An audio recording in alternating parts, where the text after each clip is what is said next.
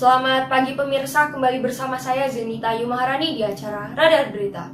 Terdakwa kasus tindak pidana pemalsuan surat swab PCR, Arif Oktaviandi divonis 2 tahun penjara oleh Majelis Hakim Pengadilan Negeri Banda Aceh pada Kamis 10 Februari 2022. Sidang putusan itu dibacakan oleh Hasanuddin sebagai Hakim Ketua, Safri dan Tuti Anggraini sebagai Hakim Anggota.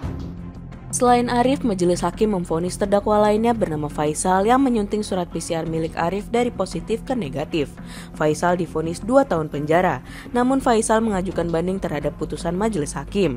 Alasan terdakwa Arif memasukkan surat PCR tersebut karena ingin segera berangkat ke Jakarta untuk melangsungkan pernikahan. Hakim juga menyita barang bukti 1 lembar surat dari Dinas Kesehatan UPTD Balitbangkes Aceh yang telah dipalsukan oleh terdakwa. Sebelumnya Arif ditangkap di Treskrimum Polda Aceh saat hendak menggunakan batik Air di Bandara Sultan Iskandar atau SIM Aceh Besar. Kabid Humas Polda Aceh Kombes Pol Winardi mengatakan pemalsuan tersebut terungkap melalui hasil validasi yang dilakukan oleh petugas KKP Bandara saat pelaku hendak melakukan perjalanan dengan tujuan Banda Aceh Jakarta.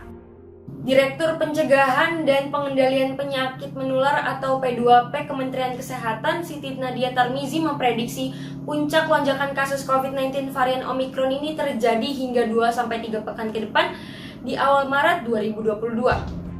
Menurut Nadia, dalam konferensi pers secara virtual pada Kamis 10 Februari 2022, tren peningkatan diprediksi bahwa akhir Februari atau pada awal Maret 2022 merupakan puncak kasus Omikron yang bisa diprediksi 3 kali sampai dengan 6 kali lebih tinggi dari variasi Delta.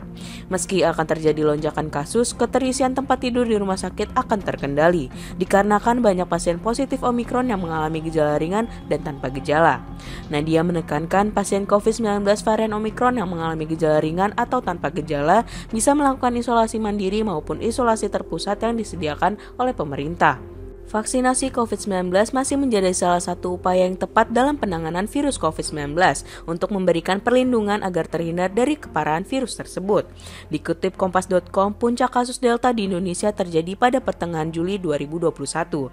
Saat itu kasus baru pernah mencapai 56.757 pada 15 Juli. Sementara rata-rata kasus 7 hari tertinggi tercatat pada 19 Juli dengan 49.158 kasus. Kasus COVID-19 baru melandai pada akhir Juli dan stabil di angka yang jauh lebih rendah hingga Desember 2021. Informasi tadi mengakhiri perjumpaan kita di Radar Berita kali ini. Saya Zenita Ayu Maharani dan segenap kru yang bertugas pamit undur diri dan sampai jumpa.